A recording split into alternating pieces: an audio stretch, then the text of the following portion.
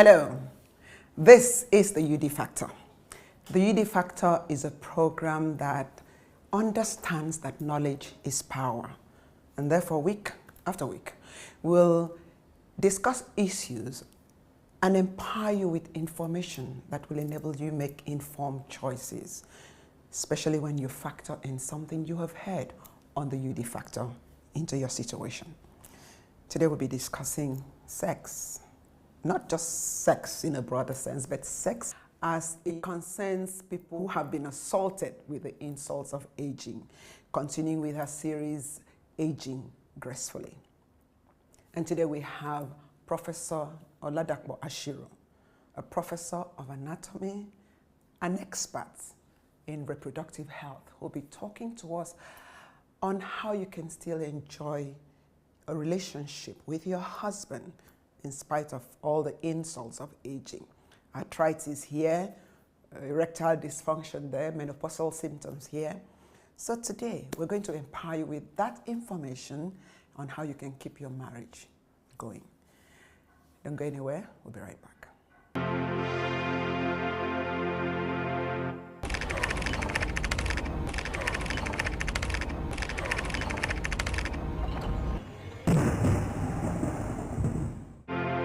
Okay, you're welcome back.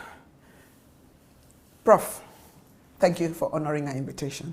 It's a pleasure to be here. Thank you so much. We're going to be talking about sex today, continuing with our series, Aging Gracefully.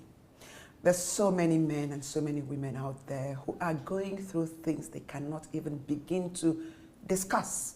Husbands are hiding situations from wives, wives are hiding situations from husbands, and it makes having intercourse difficult. What exactly, I know on this program we have discussed andropause, we have discussed menopause. How can people who are going through all this menopausal and andropausal symptoms, how can they keep the flame burning in their relationship? Thank you. I must first of all say that you are bold to take this subject on a global media platform. Why? Because sex is something that most people shy away from talking about. But over the last several years, when I've had to write about andropause and female sexual dysfunction and menopause and erectile dysfunction, it's something that is in the front burner of most population. And I congratulate you for taking this topic off. Thank you. First of all, people must understand that aging is a normal process. It's a physiological process. We age right from when the egg that's going to make us is formed. And sexual dysfunction is also a physiological process. It's part of aging. Consequently, when a couple get married in their 20s, they're both in their active sexual function stage. And this sexual experience is going to change from age 20 to 30 to 40, 50, 60, 70, and beyond. Also, is that we all respond differently to sex with different age. Some people are more proactive about it, whereas some are not. So once you recognize the fact that it is a normal process, then you should be free enough to discuss it and find solution. What has happened in many families is that initially the man's sexual drive is higher, and when it's higher at that level, his urge is just to go in and have orgasm, regardless of the pleasure that has happened to our partner, to his partner. And many people in a questionnaire series I conducted in the medical schools several years ago, men, a high percentage, don't recognize the fact that each of them, that their partner needs to have orgasm. So they just go and have their intercourse and ejaculate, and that is it. And they come out not considering that the woman at that time is just beginning to start the pleasure process to reach orgasm. So that is one mistake that happens, and which make many women not to want to respond to the sexual urge in the man. So as he is doing this, his partner is just tolerating the process until she will get to another age that her sexual drive has now increased to the optimum from age 40 and above. And unless they've had a good communication in terms of interpersonal relation at that time, in intercourse, by age 50, the man is now getting tired. And she is now on the high active side. Active side. And the man is getting tired because of aging, because of the erectile process, the dysfunction, the decrease in the hormones, what we call ADAM, androgen deficiency of the adult male. In that process, when she wants to have intercourse, he will make the attempt, and then he will have erectile dysfunction. And she will now get unhappy, thinking that now that she has not responded before, he's found an alternative outside. And in the process of trying to prove that no, that's not the case, he will be making more effort to have erection. And unfortunately, erection is not controlled by the intent to have it, is controlled by blood circulation. And so there are many things that can, so this is the process that happens, and then they will now have a disconnect, because the woman will shut down and he too will shut down. So there will be a disconnect. Unless and until they recognize the fact that for the man, maybe there's something I need to do to myself to improve my erectile desire and process. What can you do? Exercise, diet, and communication. The most important factor in this process is that rather than the man going out to look for alternative, which of course will happen initially, but will soon burn out again because of the hormonal problem, they should communicate, and if they do, the woman will now be able to help him to overcome that erectile process. How? First of all, most African men, I won't say most, but a certain percentage don't understand or believe in foreplay. So, by introducing foreplay and just being together and saying, okay, let's just relax and be together and just hold each other and touch each other and just enjoy our intimacy. Because sometimes intimacy of a couple is stronger to keep the relationship than sex.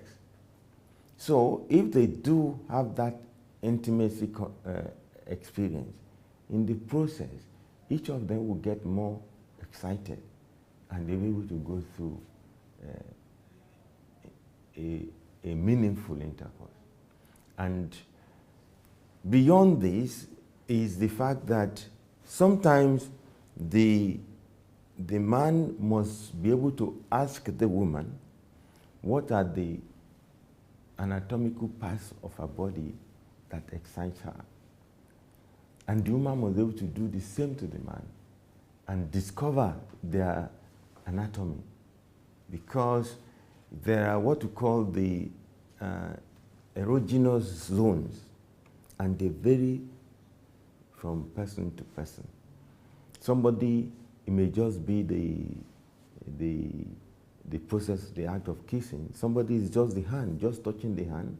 Somebody, so different parts of the body are available to be explored in order to initiate a reconnect, which did not happen before because of the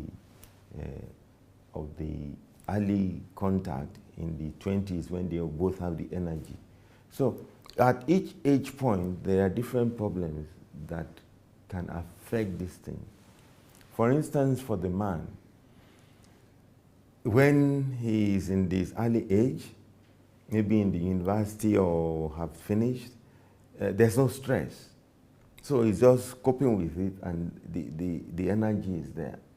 But by the time he is 50, I'm paying for school fees, I'm thinking of where the money is going to come from, and thinking of how to pay rent. Stress is one simple phenomenon that depresses sex. Also, if you drink a lot, thinking that it will create the urge for excitement, again, alcohol increases the desire for sex, but it decreases the performance. So these are things that people should know. And in the last 4 years, we've been able to help a lot of couples who have this kind of problem through counseling, making sure that they can go through exercise together, maybe even taking a walk, and also recognizing the fact that some eating process and accumulation of toxins in the body would depress the erogenous zones completely. And a man that is fat will have problem having erection because the blood supply to the male organ is the one that controls erection. And if it is occluded through high fat content, like cholesterol, when you take a lot of fat substance, it can deposit in the coronary arteries, and it can also deposit in the organs. When it does so, then the passage is very narrow, and there is not enough circulation to have proper erectile action. Don't go anywhere. We'll be right back.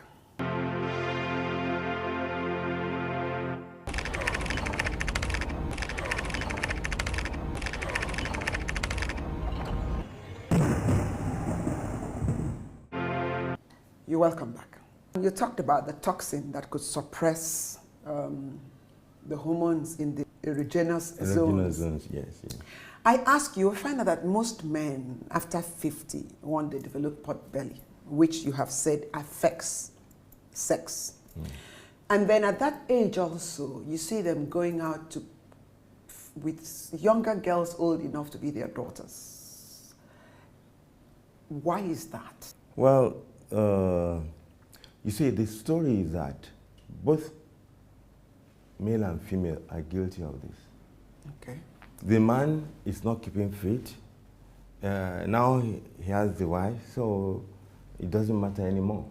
So he doesn't try to make attempt to send her flowery wishes, to tell her that she loves. I love you. He loves her. Or to even kiss her. To even kiss her going to work. Or hold hands. Or hold hands. He doesn't do any of that. And beyond that, he now starts to gain weight and recognize the fact that, okay, she's always there. I can always meet her. But that is not good. On the other side, the woman too now says, okay, now I have my husband. So I have him after all the energy. So she will now sit at home, and she too can gain weight, and she's not looking fit and dressing to appeal to the man. appeal to him as she used to do before. And she too doesn't try to be flowery to him. You find out that one of the counseling I give my patient is that the next time he's coming home, you lay the bed, you lay the table, put on candles, put in some soft music in the background. yes, maybe a glass of red wine, and then dress as if you're going to a party. Wouldn't the man ask you, Yeah, I want to entertain you today. that'd be nice. Yes, and then even if you're not dressing, overdressing, just be, sexually dressed. And that is going to ignite a connection. They will eat, and they can then continue their intimacy. And you never know what would happen. Absolutely. So we both, the two people are trying to do things to pull them apart from what they were before. Other than that, go on a vacation.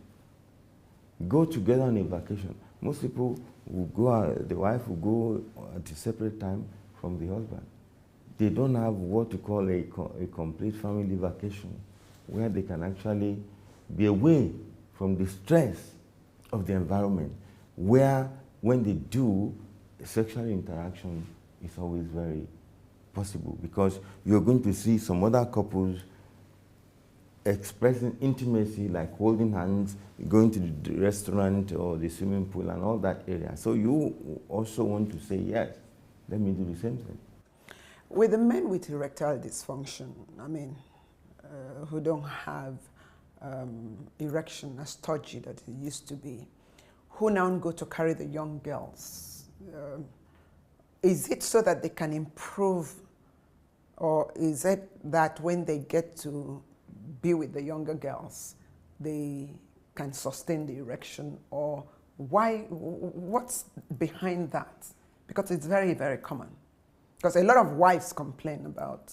There is for a man that is not careful, there is a threshold of stimulation of the erogenous zones.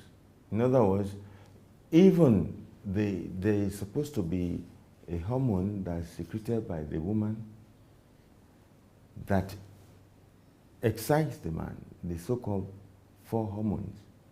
Now, if in the process of continuing their relationship, she is not constantly doing things to improve her physical appearance to him, if she's the type of wife that will get home, put off all her dress and just tie her wrapper on her chest. You know what I mean? Of course, some men will get turned off like that. And if she's the type that does a lot of constant effort to appeal to herself and also to her husband, then things will get better. Now, when they go to the younger lady outside, yes. They also, most of them experience the same thing. But for the first time, there is that initial drive of excitement because this is another person. Because the male anatomy is an aggressive anatomy. And we cannot hide from that the male is always looking for. Yes, hunting. And with the effort of spiritual development, you have controlled that aspect. But in that process, you can get trapped outside because the woman that you're going to outside is not looking for an ordinary relationship. She will start by enjoying the sex that you were not getting at home, and then it will now improve and develop until she now has a baby, and then of course trouble starts at home. Yes, I've had patients who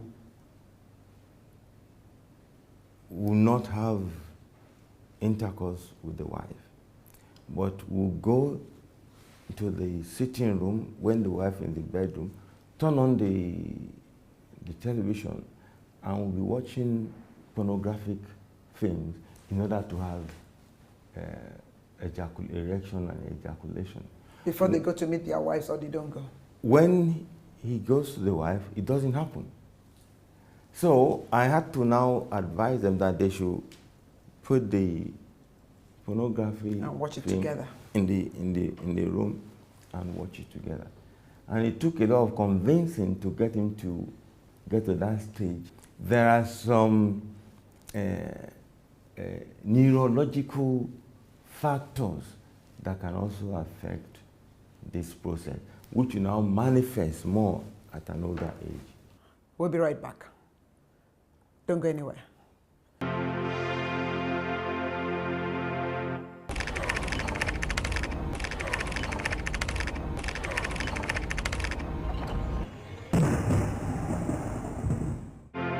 You're welcome back. We're empowering with information. Prof, now, what is the solution? What is your prescription? Very good. I think, first of all, what a man can do and what a woman can do vary a lot. Number one, they must recognize the need to be physically fit, because an unhealthy body cannot really have that sexual experience properly. And there are many ways to keep fit. You could control the kind of diet you have. Excess alcohol will depress sexual activity. A lot of fruits in the morning is too heavy and could lead to overweight and pre-diabetic syndrome, which can also depress sexual process. And when they have some of these things, they can take access to detoxification centers and get themselves detoxed. Next to that is that they should, as a matter of principle, recognize the fact that this is a problem that we must solve together, and sit and talk about it and find ways that is there anything in me you don't like? Maybe you want me to lose some weight, or maybe you want me to dress in a particular way. Get that connection, and it's okay. I accept it. Don't worry if you're not having, if the erection is not coming. Just take it. Just let's be together, and gradually the woman must reactivate the man's confidence to reconnect, and they can also use. There is nothing wrong in using what we call sex adjuvants. These will vary from sex toys, tools, like cream to lubricate the woman if she's getting dry. There are several creams that can be used. The man can start by massaging, and he took will massage, she took will massage him, and then they could move from there, and they can take some necessary vitamins that is known to improve sexual desire and sexual satisfaction. These vitamins, starting from calcium, zinc, magnesium, and for the woman, vitamin E is meant to help to increase the desire. Because sometimes if the woman doesn't have enough hormone balance, it's going to be difficult for the man to get her into orgasm, because her hormones are not too balanced. But when they are balanced, it's going to be easy. And the more she gets into orgasm, the more he too will feel that he's doing something good and will want to reconnect. And she too will also want to reconnect again. Then they can move from that level and do a lot of what we call using some added medication by the man is possible, but if you use those vitamins properly and if you keep fit, you may not need to go the extreme. To go the extra. We've seen men who went through like a 10 days of detoxification and they become lighter and the erectile function gets restored even while they are detoxification. And next to that is that take a vacation, have companionship. That even, because the truth is this, sex is not going to be of the same intensity and frequency again as you are approaching the age 15. 60, 70, 80. It's not. Maybe in the men, they will still have residual energy, but the woman, unless she's taking some bioidentical hormones to support herself, to augment her system, she's going to get dry and will not want it. But when she takes those hormones, she'll be okay, and that will have a good connection between the two of them. And love and romance and sex can be restored in yes. spite of... And also, when the woman thinks or that the man is cheating on her, it makes her to withdraw. The same thing for the man. When he thinks that the wife is cheating on him, he too can withdraw. But when they come together and talk about it and they forgive each other, you could see that there could be a greater level of intensity of sexual interaction. Prof, thank you. Thank you so much for empowering us with this information. Thank you. It's a pleasure. Thank you. And from time to time, we'll invite you to come back and educate us on some other matter. Okay. Viewers, I thank you for your time. And like I said to you, the UD Factor is a program that understands that knowledge is power and will always empower you with information that will enable you to make informed choices when you factor in something you've heard on this program. Like today, if you're faced with this situation and you cannot discuss it with your doctor, discuss it with your friend, but listening to us here, to Professor Oladapo talk to us here, you can factor in something he said here into your situation, and in spite of your age, believe me, you'll have a fantastic marriage, just like when you said your vows to each other. And my name is UD, and this is the UD Factor.